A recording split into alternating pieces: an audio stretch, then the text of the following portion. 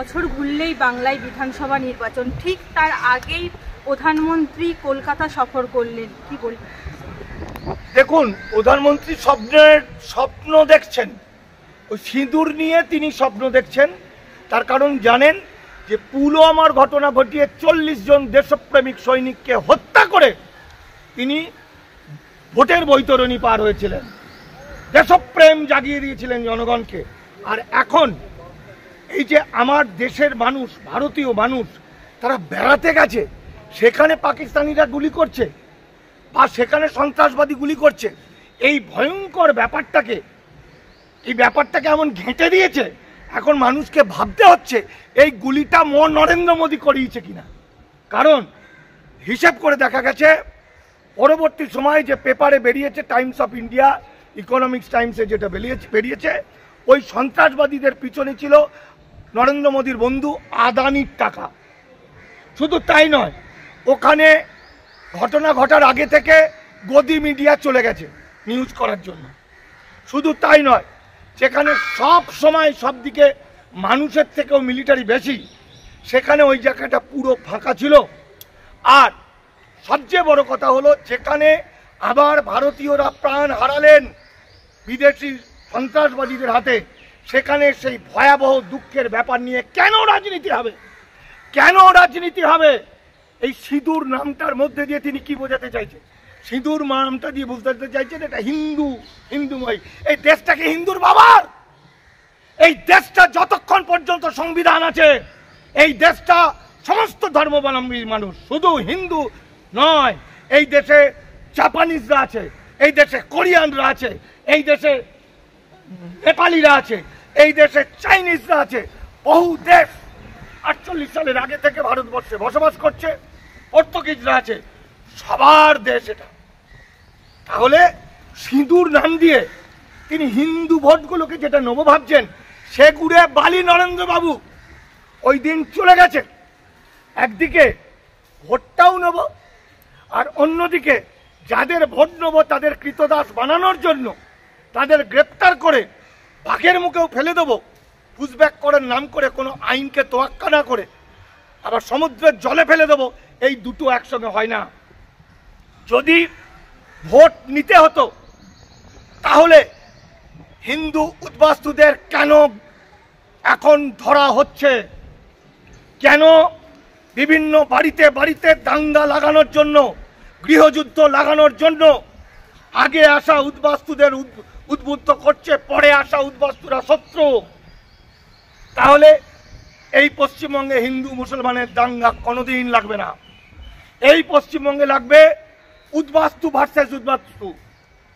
আর উদ্বাস্তুরা জানে না যে সংবিধানের, আমার ভিডিও যারা যারা দেখছেন, সে বাংলাদেশের হোক কি ইজিপ্টের হোক কি জাপানের হোক, যেখানেই বাঙালিরা আছেন, কি বাংলাদেশের হোক, ভারতের সংবিধানের 5 নম্বর আর্টিকেলটা খুলুন, পার্ট 2 5 নম্বর আর্টিকেলের 5B-তে দেখুন কি লেখা আছে, সংবিধান প্রকাশের আগে যে সন্তানের বাবা অথবা মা ভারতে জন্মগ্রহণ করেছে, মানে খণ্ডিত ভারতে জন্মগ্রহণ করেছে, সে নাগরিক।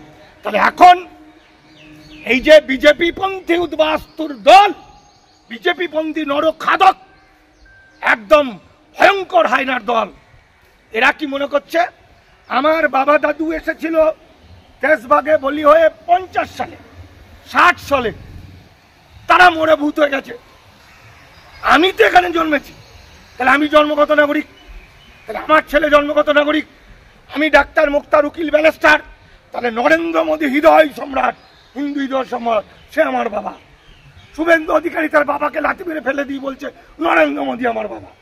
তাহলে এই মানুষগুলো যারা আগে এসছে, তারা পরে আসা মানুষগুলোকে ধরিয়ে দিচ্ছে, অমুকের বাড়িতে বাংলাদেশি আছে, অমুকের বউটা বাংলাদেশি, এটা চলছে।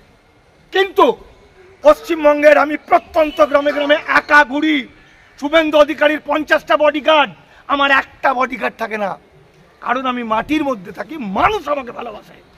এবং প্রত্যন্ত গ্রামে গ্রামে দেখেছি, মুর্শিদাবাদ থেকে আরম্ভ করে এই উত্তর 24 পরগনা, দক্ষিণ 24 পরগনায় এমন এমন গ্রাম আছে যেখানে বেশিটা মুসলমান, অল্প কিছু হিন্দু, আবার উদ্বাস্তু।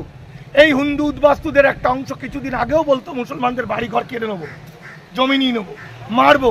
কিন্তু আজকে ইমিগ্রেশন অ্যান্ড ফরেনার্স অ্যাক্ট, যে আইনের মধ্য দিয়ে বিজেপি সরকার হিন্দু উদ্বাস্তুদেরকে কৃতদাস বানালো, সেই আইন হওয়ার পরেও একটা মুসলমান একটা হিন্দু উদ্বাস্তুকে ধরিয়ে দেয়নি। এছাড়াও মন্তব্য করছেন যে তিনি রাজনীতির হোলি খেলছেন এই অপারেশন সিঁদুর নাম নিয়ে। না, কে হোলি খেলছে? মোদি। মোদি মানে কে বলছে রাজনীতির হোলি খেলছে? মন্তব্য করেছেন মাননীয় মুখ্যমন্ত্রী মমতা ব্যানার্জি। মুখ্যমন্ত্রী তো ঠিকই বলেছেন, রাজনীতির হোলি না বলে বাস্তবে বলতে হতো রক্তের হোলি খেলছেন। এত বড় সাহস নরেন্দ্র মোদীর, সে তাকে আমরা ভোট দিয়ে প্রধানমন্ত্রী করেছি বলে মাথা কেটে নিয়েছে ভারতবর্ষে। সে আমাদের গুজরাটের তার নিজের কেন্দ্রে আজকে 50,000 মানুষকে শেষ করে দিয়ে ওর বাবা টাকা দিয়েছিল ওদের বাড়ি ঘর করতে। শ্রমজীবী মানুষ লোকের বাড়িতে কাজ করে কোনো রকমের খেটে খুঁটে একটা চালা করে বাড়ি করেছিল।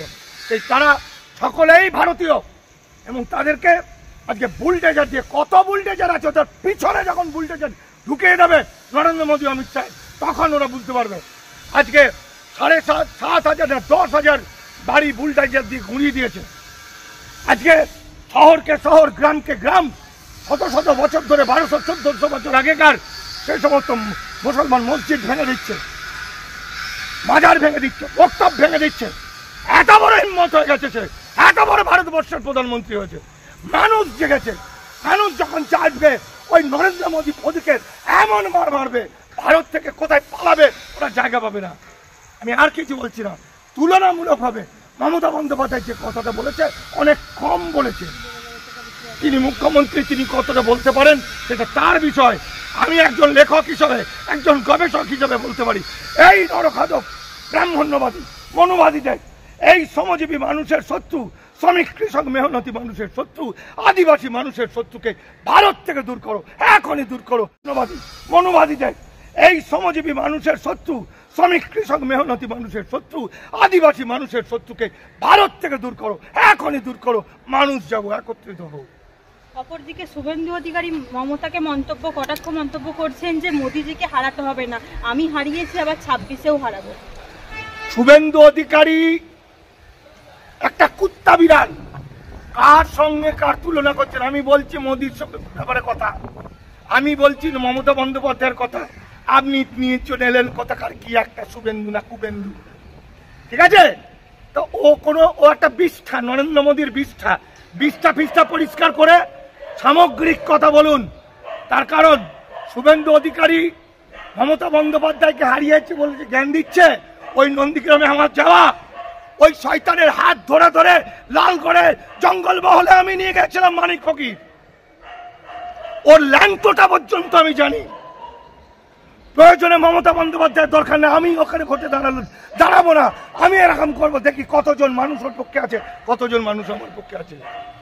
ফলে শুভেন্দু অধিকারীর মতো কুত্তা বিড়ালের কথা বাদ দিন। নরেন্দ্র মোদীর সঙ্গে মমতা বন্দ্যোপাধ্যায়ের কথা হচ্ছে, মমতা বন্দ্যোপাধ্যায় তার অনেক গুণ থাকতে পারে, অনেক দোষ থাকতে পারে। আমি বাঙালি হিসাবে বলবো, আমি বাংলার একজন মা হিসাবে বলবো, আমি বাংলার একজন মুখ্যমন্ত্রী হিসাবে বলবো, তার 1010 গুণ আমি দেখবো না।